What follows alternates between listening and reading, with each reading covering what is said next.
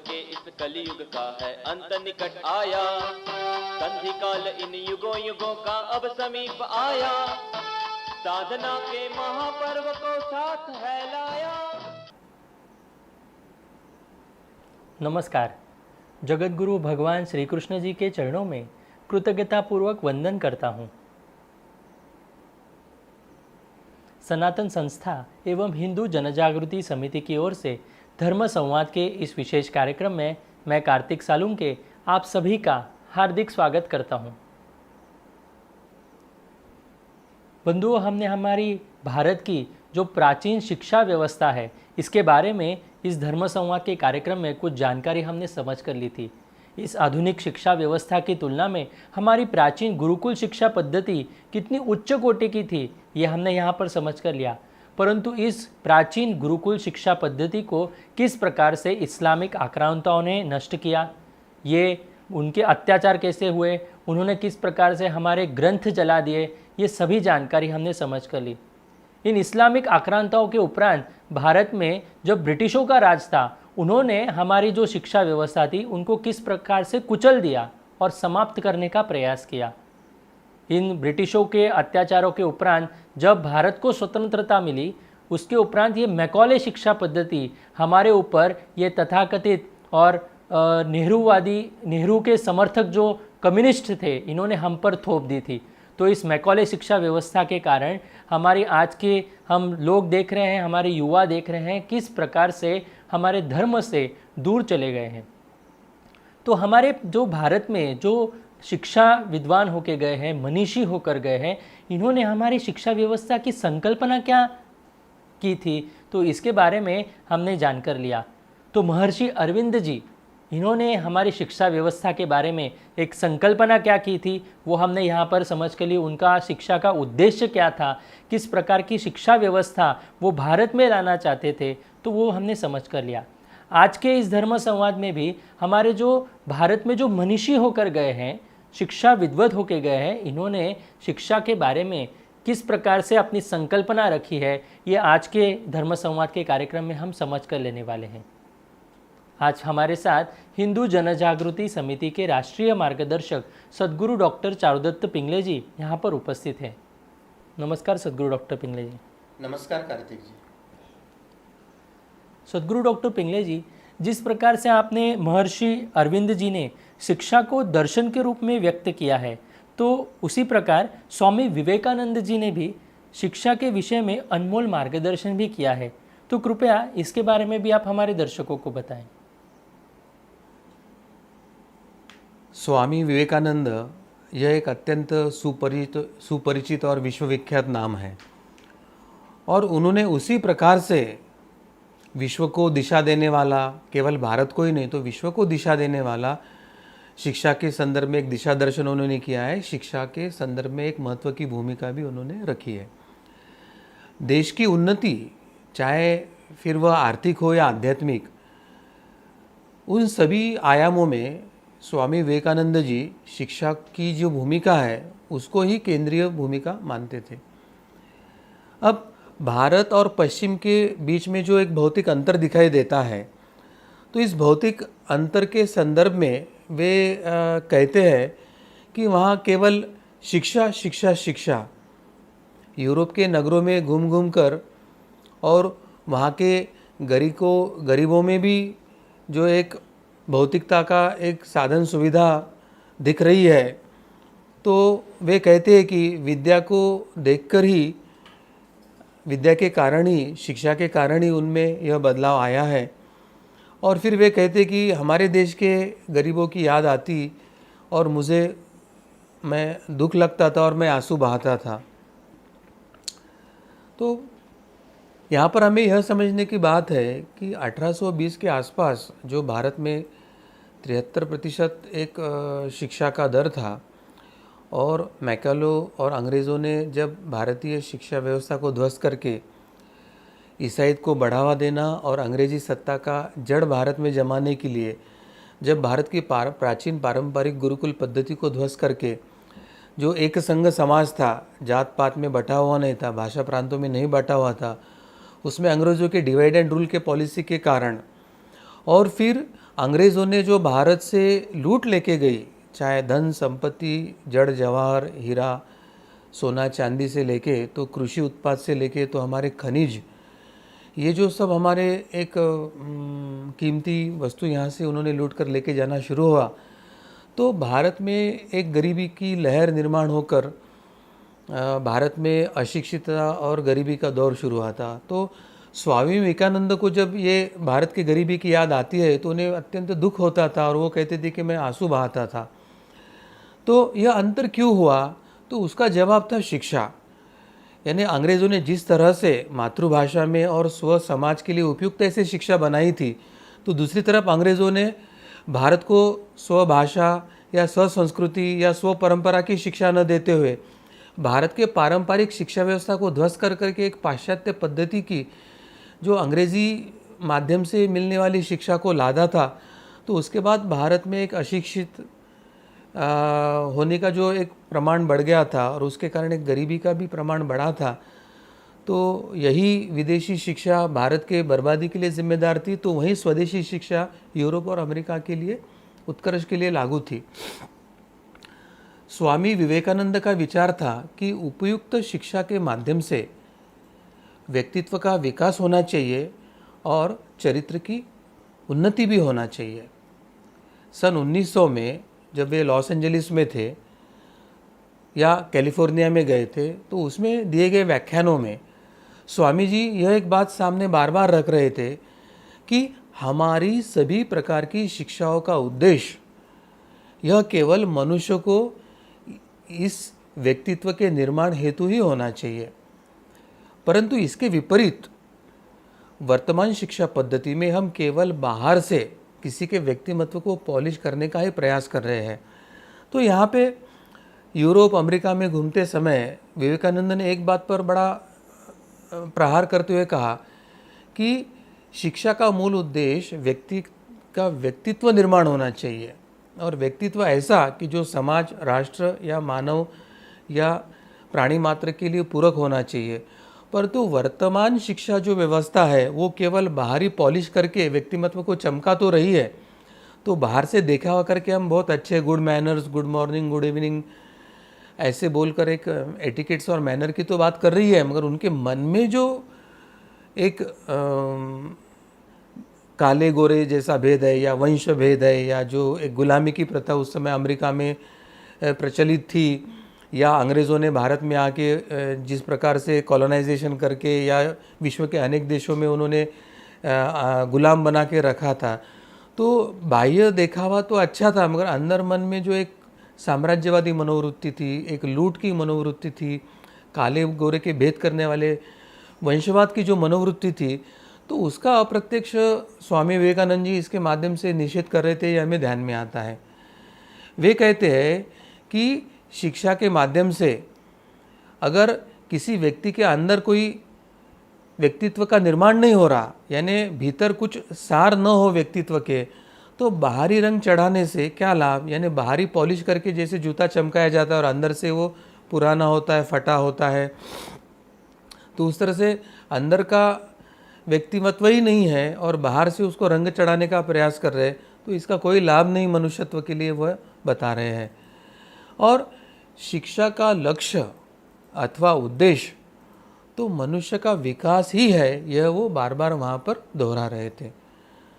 स्वामी विवेकानंद ने कहा था कि जिस शिक्षा से हम अपना जीवन निर्माण कर सके, हम पहले मनुष्य बन सके, हम चरित्र गठन कर सके और आपसी विचारों का सामंजस्य कर सके, ऐसे ही शिक्षा को वास्तविक में शिक्षा कहने योग्य है, ऐसे वे बार बार बता रहे थे। यानी जिसमें चरित्र नहीं है, जिसमें मनुष्य नहीं पशुता निर्माण हो रही है, जिसमें परस्पर विचारों का सामंजस्य नहीं है, तो ऐसी जो पीढ़ी निर्माण हो रही है उसे जो मिल रही है उसे हम शिक्षा नहीं कह सकते हैं, ऐसे उन्होंने स्पष्ट किया था। मानव निर्माण को शिक्षा का मूल उद्देश्य मानने वाले जो स्वामी विवेकानंद का जो एक शैक्षणिक दर्शन था, वो परंपरागत और आधुनिक शिक्षा प्रणाली का एक अद्भुत समन्वय को लेकर था। स्वामी विवेकानंद जी का शैक्षिक दर्शन आज भी अत्यंत प्रासंगिक है, यह हमें समझ कर लेने की आवश्यकता है। विवेकानंद जी का कहना है कि शिक्षा जो है वो मातृभाषा के माध्यम से ही देनी चाहिए और ऐसी ही शिक्षा प्रणाली हमने स्वीकारना चाहिए जिसमें शिक्षा मातृभाषा के माध्यम से मिली हो। भौतिकता और पश्चिमी अंधानुकरण के कारण भारत में जो अंग्रेजी भाषा की शिक्षा थोपने की प्रक्रिया हो रही थी है, तो वो कहते हैं कि भौतिकता तथा पश्चिमी अंधानुकरण के कारण मातृभाषा की अवहेलना कर अंग्रेजी का बालमन पर थोपा जाना, इसको वे शिक्षा बिल्कुल नहीं मानते हैं। मातृभाषा का घर परिवार और समाज में अधिकतम प्रयोग किया जाता है। ऐसे में स्वाभाविक है कि किसी विदेशी भाषा को रटने की बजाय मातृभाषा के माध्यम से ही बालक दीर्घकालीन और अधिकतम ज्ञान प्राप्त कर सकता है, ऐसे वे कहते थे। और ऐसा तो आधुनिक विज्ञान ने जो कुछ अनुसंधान किया है, शोध किया है, उससे यह वैज्ञानिक तथ्यों पर भी स्पष्ट हुआ है कि मातृभाषा में जो शिक्षा ग्रहण कर रहे हैं ऐसे विद्यार्थियों की शिक्षा का स्तर, ज्ञान का स्तर एक अधिक प्रबल और मैच्योरिटी युक्त होता है। बालक मातृभाषा के माध्यम से ही रचनात्मक और कलात्मक विचारों का प्रसार समाज में कर सकता है, क्योंकि उसके विचारों की अभिव्यक्ति उसके मातृभाषा में ही अधिक होती है। रटी रटाई भाषा में और उसकी वोकैबुलरी या शब्द भंडारों की कमी के कारण या थोपे जाने के कारण आवश्यकता उतनी तो भाषा सीख लेता है, मगर उसको मातृभाषा के इतना अंदर वो हृदय में जाकर वो सीखने की प्रक्रिया न होने के कारण विवेकानंद कहते हैं कि कोई रचनात्मक या कलात्मक विचार अगर प्रसार करना है और समाज मन में उसके रखना है, तो बालक अपनी मातृभाषा के माध्यम से ही वो अधिक प्रभाव से कर सकता है। अब रचनात्मक विरोधी या संस्कार विरोधी या अव्यवहारिक ये जो मैकलोवादी शिक्षा व्यवस्था है, उससे स्वामी विवेकानंद अत्यंत असंतुष्ट थे, क्योंकि उनकी दृष्टि में यह जो मैकलो प्रणीत अंग्रेजी माध्यम की जो शिक्षा थी वो भारत के नागरिकों के लिए ना तो व्यवहारिक थी और ना तो उपयोगी थी। अंग्रेजी शिक्षा का वास्तविक उद्देश्य भारत अथवा भारतीयों का हित करना तो था ही नहीं, बल्कि भारत पर अंग्रेजी शासनों को स्थायी रखने के लिए भारतीय नागरिकों में से ही कुछ क्लार्क या बाबू खोजकर उनकी प्रशासकीय यंत्रणा को जीवित रखने का एक उनका अंग्रेज़ों का उद्देश्य था। उनके विचारों में मैकलोवादी ये जो शिक्षा व्यवस्था थी अंग्रेज़ों की, जिसको बाद में पंडित नेहरू और उनके सेकुलरवादी कांग्रेस ने या वामपंथी शिक्षाविदों ने भारत में जारी रखा था, तो उसके संदर्भ में विवेकानंद कहते हैं कि ये मैकलोवादी शिक्षा व्यवस्था व्यक्ति को आत्मनिर्भर न बनाकर वो दूसरे पर निर्भर बनाती है और व्यक्ति के, विद्यार्थी के, बालक के आत्मविश्वास को समाप्त कर देती है। तो ये जो एक सबसे बड़ा एक दोष इस मैकलो प्रणीत शिक्षा व्यवस्था का जो विवेकानंद जी ने बताया है, वो भारत की कोई सेकुलर पॉलिटिकल पार्टी या कम्युनिस्ट प्रभाव से जो प्रधानमंत्री और राजनेता हुए हैं, उन्होंने कभी इसको समझकर भारत में पारंपरिक शिक्षा व्यवस्था स्थापित करने का कोई प्रयास नहीं किया। भला ही हम नाम विवेकानंद का ले रहे होंगे, मगर हम काम विवेकानंद का नहीं कर रहे, ये हमें समझ कर लेने की आवश्यकता है। इससे भी बढ़कर अंग्रेजी शिक्षा का जो मूल्य विरोधी स्वरूप है या व्यक्ति के धार्मिक और आध्यात्मिक विश्वासों को समाप्त करके उसे एक नकारात्मक व्यक्तित्व के रूप में परिणित कर देता है, ऐसे उनका मानना था। यहाँ पर ये सेकुलरवादी जो पॉलिटिकल पार्टियाँ हैं या कम्युनिस्ट विचारधारा के जो प्रधानमंत्री भारत को मिले या नेहरू जैसे कम्युनिस्टवादी विचार सरणी के प्रधानमंत्रियों ने जो कम्युनिस्ट लोगों के हाथ में पूरे शिक्षा के सूत्र दे दिए है, तो उन्होंने भारत के शिक्षा व्यवस्था का क्या नुकसान किया, ये कम से कम शब्दों में विवेकानंद जी ने हमारे सामने रखा है कि व्यक्ति के अंदर की धार्मिकता और आध्यात्मिकताओं को नष्ट करके व्यक्ति के व्यक्तित्व को एक नकारात्मक रूप में परिणित कर दिया है। यानी आज भारत में हम नकारात्मक जो समाज देख रहे हैं, ये मैकलो प्रणीत, सेकुलर कांग्रेस प्रणीत, वामपंथी नेहरू प्रणीत और ये वामपंथी जो शिक्षाविद या अन्य वामपंथी नेतागण हैं, उनके शिक्षा व्यवस्था का परिणाम यह स्पष्ट हो रहा है। और इसलिए विवेकानंद जी अंग्रेज शिक्षा प्रणाली में भारतीय दृष्टिकोण और सामाजिक आदर्शों के अनुसार एक आमूलचूर परिवर्तन के इच्छुक थे। नैतिक तथा आध्यात्मिक मूल्यों से विहीन शिक्षा प्रणाली किसी भी समाज को अवनति की ओर ही ले जा सकती है, ऐसे उनका मानना था। और इसलिए स्वामी विवेकानंद ने अनिवार्य रूप से शिक्षा में चाहे गीता हो, उपनिषद हो या वेद हो, इनको निहित करके व्यक्ति हो, विद्यार्थी को नैतिक और आध्यात्मिक मूल्यों के समावेश की आवश्यकता पर निरंतर बदल दिया था, ताकि वे विद्यार्थियों में इस तरह का एक परिवर्तन या बदलाव कर सके। उनके लिए धर्म यह कोई कर्मकांड अथवा धार्मिक रीति रिवाज नहीं था, बल्कि विवेकानंद जी के लिए धर्म यानी समस्त मानव जाति के लिए आत्मज्ञान तथा आत्मबोध का कारक है, ऐसे वे मानते थे। और स्वामी विवेकानंद के अनुसार वास्तविक धर्म किसी समाज, किसी जाति, नस्ल, वंश या स्थान हो, समय हो, यहाँ तक सीमित नहीं है, बल्कि उनका जो लक्ष्य है वो संपूर्ण सामाजिक कल्याण का है।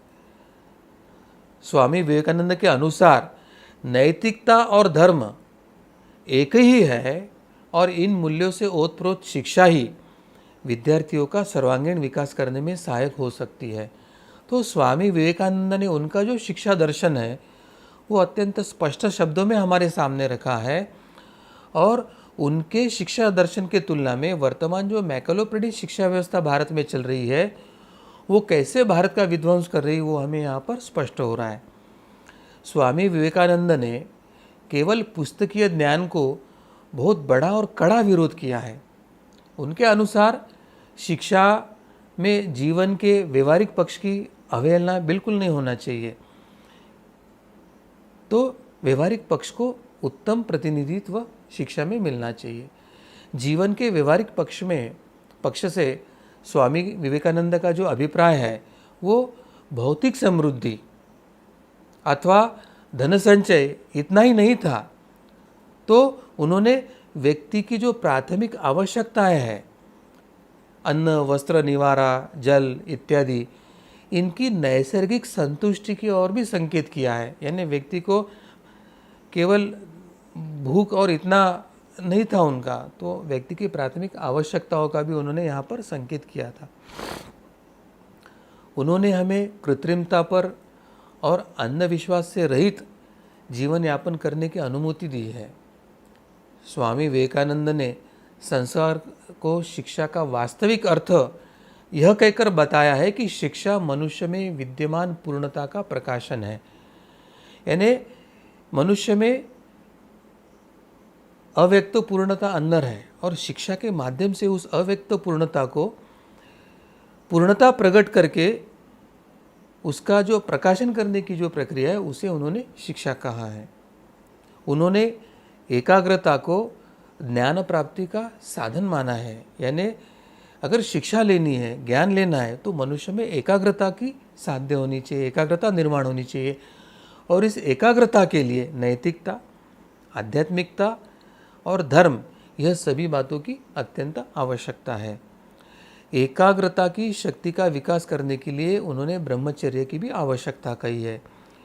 और हमारे पारंपरिक शिक्षा पद्धति में जो प्राथमिक जीवन काल होता है बालक का, वह ब्रह्मचर्य, 4 आश्रम जो बताए उसमें पहला जो आश्रम है ब्रह्मचर्य का, वही विद्या अध्ययन, वेद अध्ययन का कालावधि माना गया। और इसलिए एकाग्रता की शक्ति बाल उम्र में ही निर्माण हो सकती है और बाल उम्र में ही ब्रह्मचर्य होता है। गृहस्थ आश्रम में जाने के पहले ब्रह्मचर्य की आवश्यकता, और ब्रह्मचर्य यह एकाग्रता की शक्ति विकास करने का एक आवश्यक घटक उन्होंने माना है। और इसलिए हमारी जो पारंपरिक गुरुकुल शिक्षा व्यवस्था है वो कितनी आदर्श थी, वही संकेत स्वामी विवेकानंद जी हमें कर रहे हैं। बालक को एकाग्रता का विकास करने के लिए, जिससे अपने व्यक्तिगत लाभों को त्याग कर अपने जीवन को दूसरे की सेवा में समर्पित कर दिया हो,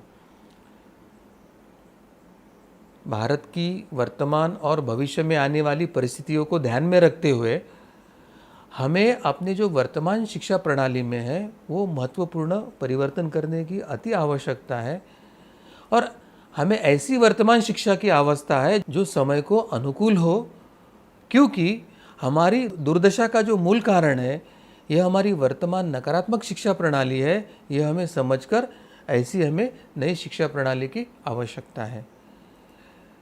मैकालो द्वारा प्रतिष्ठित जो दूसरी शिक्षा प्रणाली है उसके माध्यम से शिक्षित भारतीय युवा अपने पिता हो, पूर्वज हो, अपना इतिहास, अपनी संस्कृति, इससे घृणा ही करना सीखता है। वह अपने पवित्र वेदों हो, पवित्र गीता को वो झूठा समझने लगता है।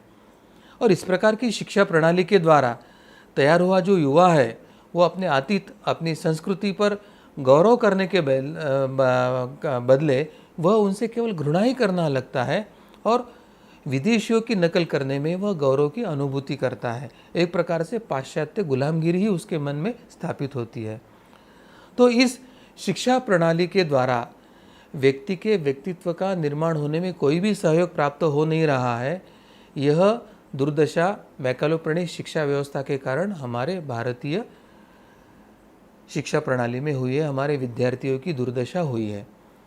ऐसी शिक्षा का क्या महत्व जो हमें भारतीयों को,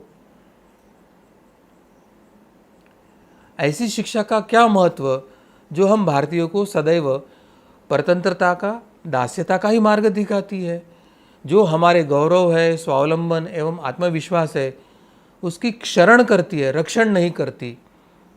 तो इस प्रकार स्वामी विवेकानंद जी ने योगी अरविंद जी के ही समकक्ष और अधिक सुस्पष्टता से भारतीय शिक्षा कैसी होनी चाहिए इसके बारे में उन्होंने अपने विचार स्पष्टता से रखे।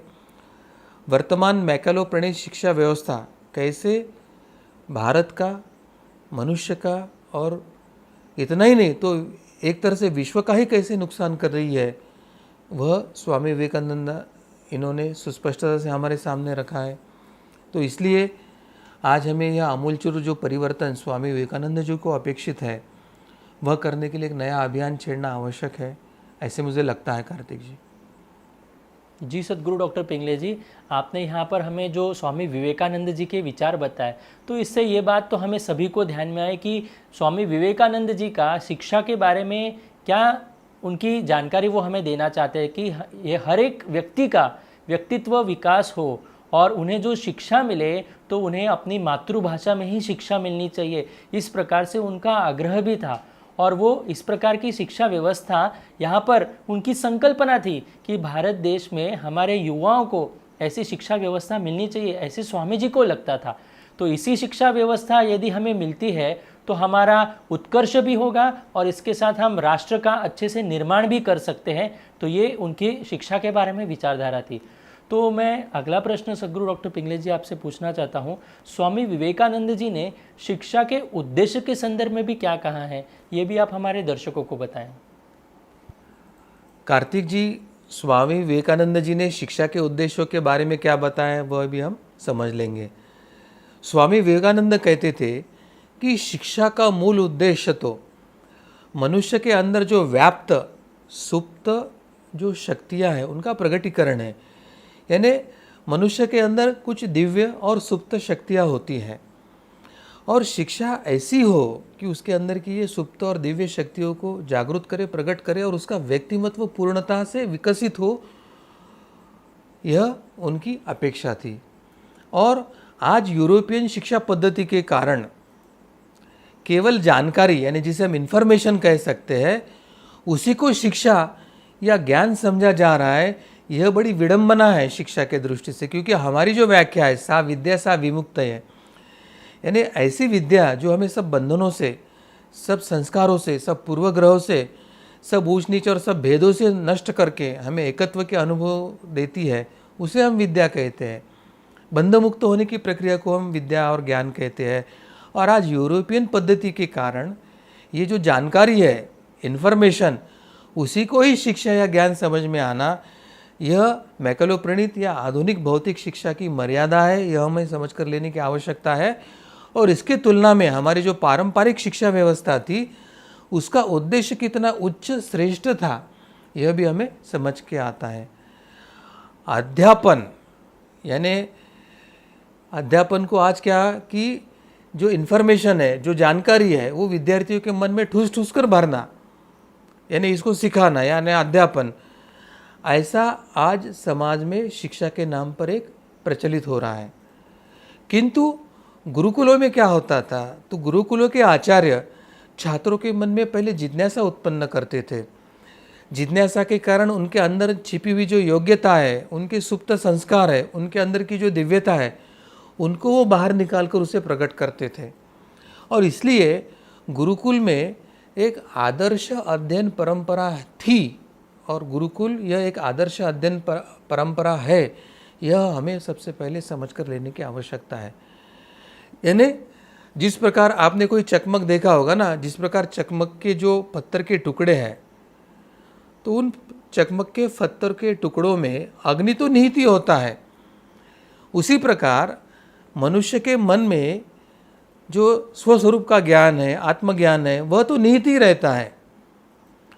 और उद्दीपन या घर्षण के कारण चकमक के पत्थरों में से जैसा अग्नि की चिंगारियाँ निकलती है और अग्नि प्रज्वलित होता है, उसी प्रकार अध्ययन, जिज्ञासा जागृत करना, व्यक्ति के व्यक्तित्व को फूलने के लिए एक ऐसा वातावरण निर्माण करना, तो इस उद्दीपन या घर्षण के कारण बालक के मन में जो ज्ञानाग्नि को प्रकाशित कर देता है, उसे हम शिक्षा कहते हैं। और यह हमारे प्राचीन भारतीय शिक्षा परंपरा का उद्देश्य था। और स्वामी विवेकानंद इस प्रकार की शिक्षा की संकल्पना भारत में अपेक्षित करते थे। स्वामी विवेकानंद ने शिक्षा को व्यक्ति, समाज और राष्ट्र के उत्थान के लिए आवश्यक माना।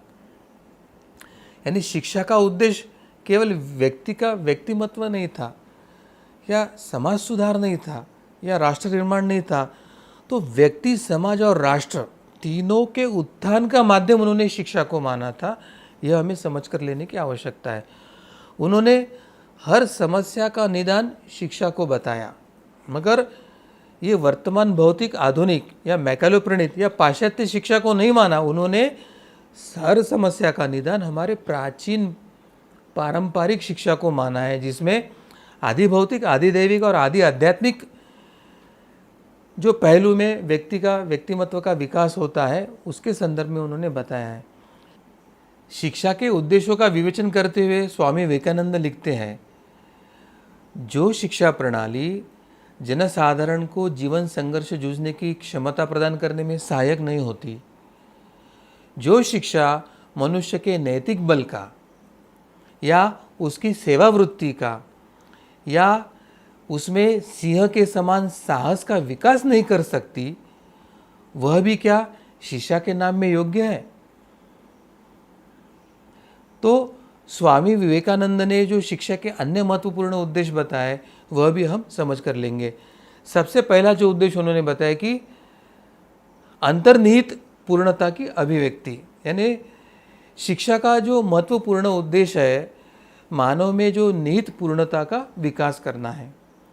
वेदांत दर्शन के अनुसार प्रत्येक बालक में अनंत ज्ञान, अनंत बल एवं अनंत व्यापकता की शक्ति विद्यमान है ही, परंतु उसे इन शक्तियों का पता नहीं।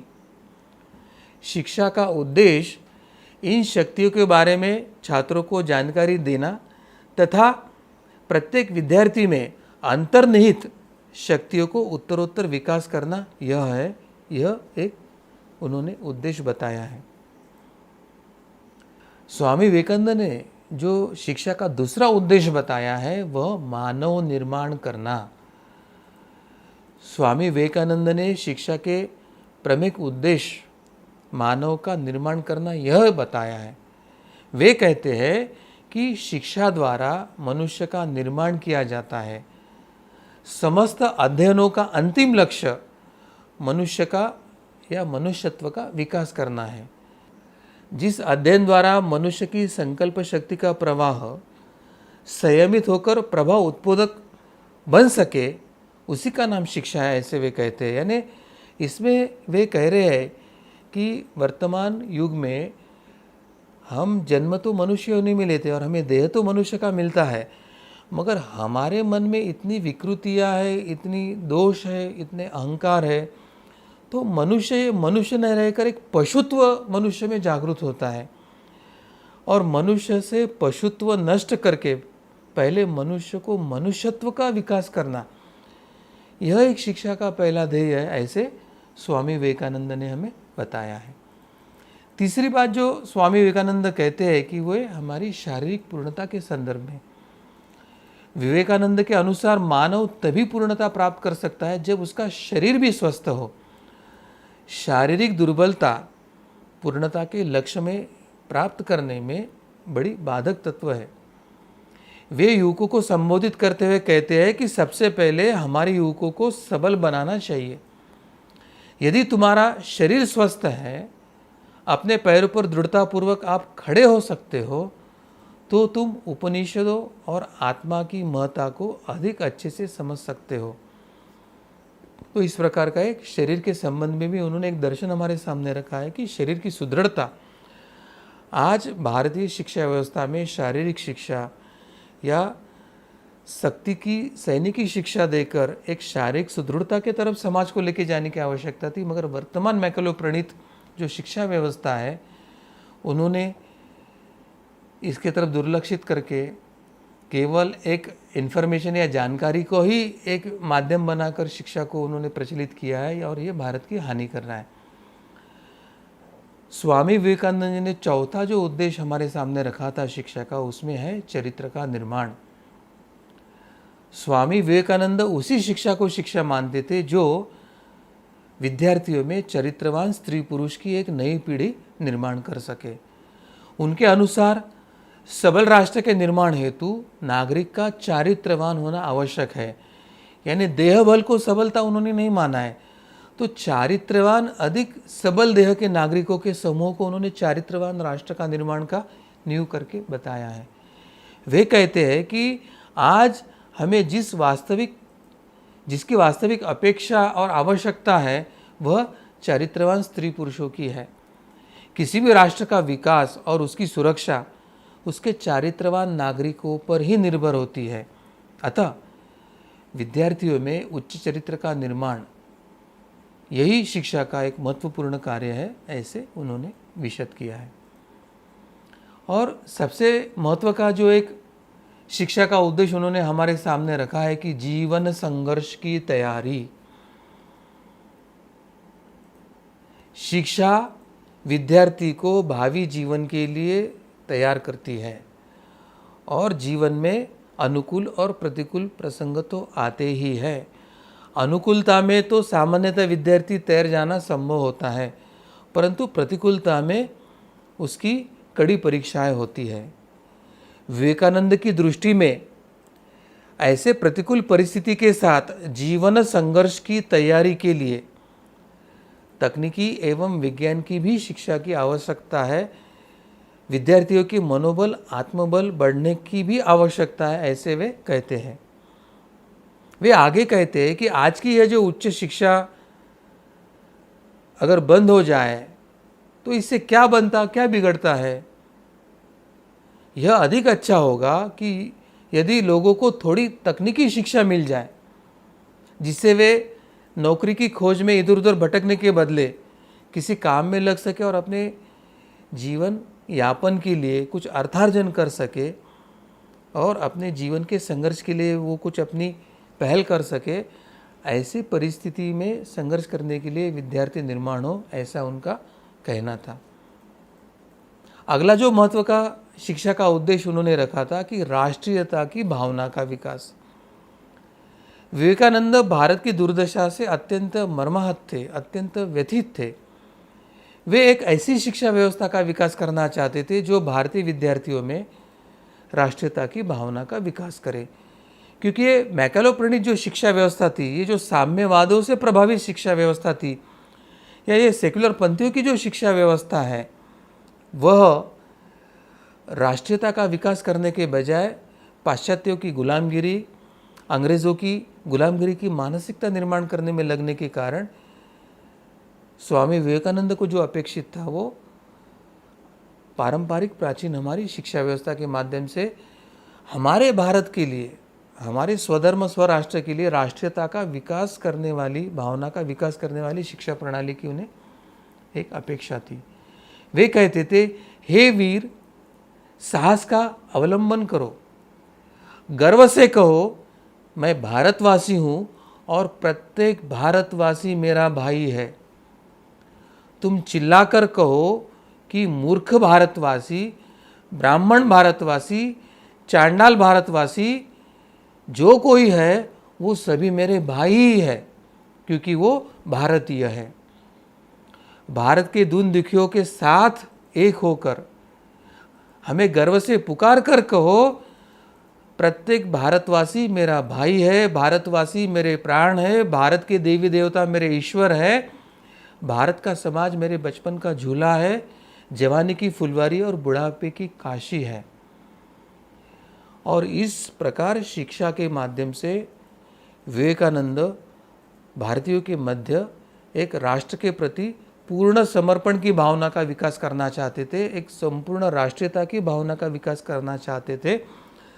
तो स्वामी विवेकानंद जी की जो दृष्टि है शिक्षा के विषय में, और उन्होंने जो लक्ष्य और उद्देश्य बताए हैं, यह हमारे प्राचीन पारंपरिक भारतीय शिक्षा पद्धति से निगड़ित है, हमारी गुरुकुल परंपरा से निगड़ित है। केवल आदि भौतिक और वैज्ञानिक नहीं, तो आदि भौतिक के साथ आदि दैविक और आदि आध्यात्मिक परिक्षेत्र में मनुष्यत्व का, व्यक्तित्व का विकास करने, व्यक्ति के अंदर की सुप्त और दिव्य शक्तियों को जागृत करने की प्रक्रिया की वह एक बड़ी पहल थी। और वर्तमान जो मैकेलो प्रणीत, कम्युनिस्ट प्रणीत, सेकुलर पॉलिटिकल पार्टियों प्रणीत जो शिक्षा व्यवस्था है, ये शिक्षा व्यवस्था हमारी प्राचीन भारतीय पारंपरिक शिक्षा व्यवस्था हो या स्वामी विवेकानंद या योगी अरविंद जी का जो शिक्षा दर्शन है, उनके जो शिक्षा के उद्देश्य है, उनके जो शिक्षा के लक्ष्य है, उसको पूर्णतः ध्वस्त करके अंग्रेज़ों की गुलामगिरी, राष्ट्रीयत्व का ह्रास, सुप्त शक्तियों को प्रगटीकरण का अवसर न देने वाली, एक परकीय भाषा के माध्यम से लादने वाली मातृभाषा रहित शिक्षा व्यवस्था, पाश्चात्य और आक्रामकों की दास्यता और गुलामी स्वीकारने वाली, आक्रांताओं का गुणगान करने वाली और स्वधर्म के बारे में, स्व संस्कृति परंपरा के बारे में हीनता का भाव निर्माण करने वाली ये जो शिक्षा व्यवस्था है, तो वर्तमान शिक्षा व्यवस्था जो मैकेलो प्रणीत शिक्षा व्यवस्था, एक लोकतांत्रिक भारत में जो कम्युनिस्ट आधारित जो शिक्षा व्यवस्था चल रही है, वो योगी अरविंद जी हो, स्वामी विवेकानंद हो या प्राचीन भारतीय पारंपरिक शिक्षा पद्धति हो, उसको ध्वस्त करने वाली है, भारत को ध्वस्त करने वाली है, भारतीयता को ध्वस्त करने वाली है, राष्ट्रीयता को ध्वस्त करने वाली है। यह हमें स्पष्टता से दिखाई दे रहा है। और इसलिए कार्ति जी, हमें अब वापस अपनी परंपरा की ओर लौटना पड़ेगा, हमारी प्राचीन शिक्षा व्यवस्था, गुरुकुल शिक्षा व्यवस्था के तरफ लौटना पड़ेगा। और इसके लिए एक आमूलचूर सामाजिक और राष्ट्रीय परिवर्तन की लहर हमें खड़ी करना होगी। भारत को हिंदू राष्ट्र की स्थापना की प्रक्रिया की पहल करनी होगी, और इस पहल के माध्यम से ही भारत विश्वगुरु बनते बनते हमें फिर से हमारी जो विरासत थी, गौरवशाली परंपरा थी, गौरवशाली इतिहास था, धर्म परंपराएं थी, प्राचीन विज्ञान था, पारंपरिक विज्ञान था, उसको पुनः पुनर्स्थापित करते हुए एक धर्म संस्थापना का नया आयाम भारत के साथ प्रारंभ करते हुए पूरे विश्व में हमें स्थापित करने की आवश्यकता है। धर्म संस्थापना के देवता भगवान श्री कृष्ण, वर्तमान धर्म संस्थापना का कार्य हाथ में लिए हुए संत महात्मा और उसमें परात्पर गुरुदेव डॉक्टर आठवले जी, जिन्होंने इस एक हिंदू राष्ट्र की स्थापना का अभियान हाथ में लिया है, एक धर्माधिष्ठित राज्य व्यवस्था की स्थापना का अभियान लिया है, हमारे प्राचीन गुरुकुल शिक्षा परंपरा हो, ज्ञान विज्ञान परंपरा हो, संस्कृति धर्म परंपराएं हो, उनको पुनर्स्थापित करने का एक अभियान लिया है। तो ऐसे दिव्य महात्मा अवतारों के चरणों में मैं यही प्रार्थना करता हूँ कि आप दिव्य शक्ति के साथ धर्म की पुनर्स्थापना का कार्य कीजिए।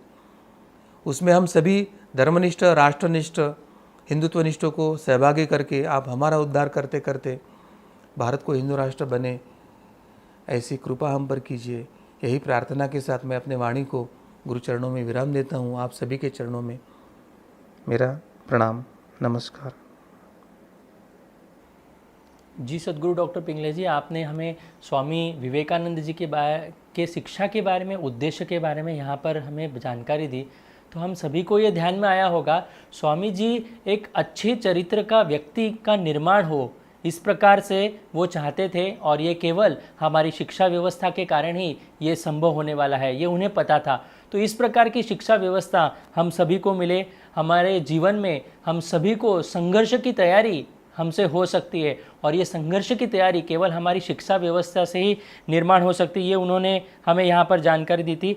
हम सभी में राष्ट्रीयता की भावना निर्माण हो, इस प्रकार के उच्च कोटि के विचार स्वामी जी के थे, और इस शिक्षा व्यवस्था को वह हमारे देश में लाना चाहते थे। तो इस प्रकार की शिक्षा व्यवस्था यदि हमें मिलती है तो हमारे युवाओं में राष्ट्र के बारे में एक भावना निर्माण होगी, और राष्ट्र के प्रति वो कुछ भी करने के लिए एक अच्छा नेतृत्व निर्माण हो सकता है, और राष्ट्र का निर्माण में उनका योगदान हो सकता है। यह हमें समझ कर लेने की आवश्यकता है। वर्तमान में हम देख रहे हैं हमारे ऊपर जिन वामपंथियों ने, कम्युनिस्ट लोगों ने, सेक्युलरवादी लोगों ने एक जो गलत शिक्षा व्यवस्था थोप दी है, इतिहास का विकृतीकरण कर दिया है, इसके कारण ही आज हम सभी देख रहे हैं कि सनातन धर्म के बारे में हमारे राष्ट्र पुरुष है, हमारे क्रांतिकारक है, इसके बारे में कोई जानकारी हमारे पास नहीं है। हमारे राष्ट्र के बारे में कुछ स्वाभिमान हमारे अंदर बचा नहीं है, और इसका परिणाम है आज हम हमारे सनातन धर्म से दूर जा रहे हैं, हमारी परंपराओं से दूर जा रहे हैं, और उसका परिणाम आज देश भी भुगत रहा है। तो यदि हमें ये पुनः हमारी भारतीय शिक्षा व्यवस्था को हमें स्थापित करना है, सनातन धर्म की शिक्षा व्यवस्था, गुरुकुल शिक्षा पद्धति को स्थापित करना है, तो जो हमारा ये आदर्श, जो राष्ट्र पुरुष होकर गए हैं, जो शिक्षा विद्वान, जो मनीषी होकर गए हैं, योगी अरविंद जी हो, स्वामी विवेकानंद जी हो, तो इनके जो विचारधाराएं थी, इनके शिक्षा के जो उद्देश्य थे, वो हमें पुनः भारत में स्थापित करने होंगे, और इसके लिए हम सभी को एकत्रित मिलकर संगठित रूप से यह कार्य करना पड़ेगा। मैं सभी जुड़े हुए दर्शकों से यह आह्वान करता हूँ, इस प्रकार की शिक्षा व्यवस्था पुनः हमारे देश में लागू करने के लिए हम पत्र व्यवहार कर सकते हैं, प्रशासन को इसके बारे में जानकारी दे सकते हैं, और अधिक से अधिक स्तर पर इससे मांग भी हम कर सकते हैं। जो संवैधानिक अधिकार हमें संविधान ने दिए हैं, उसका पूर्ण रूप से हम प्रयोग कर सकते हैं। इसके लिए आप हिंदू जन जागृति समिति से भी निश्चित रूप से संपर्क कर सकते हैं। आपको यह विषय सुनते समय यदि आपके कुछ सुझाव हो तो आप निश्चित रूप से हमें चैट बॉक्स में लिख कर दे सकते हैं, और आपके कुछ प्रश्न हो तो वो भी आप चैट बॉक्स में लिख कर दें। हम आपके शंकाओं का समाधान करने का पूर्ण रूप से प्रयास करेंगे। भगवान श्री कृष्ण जी के असीम कृपा से आज का धर्म संवाद का यह विशेष कार्यक्रम यहीं पर संपन्न हुआ, इसलिए उनके चरणों में कृतज्ञता व्यक्त कर आज यहीं पर हम धर्म संवाद को विराम देते हैं। नमस्कार।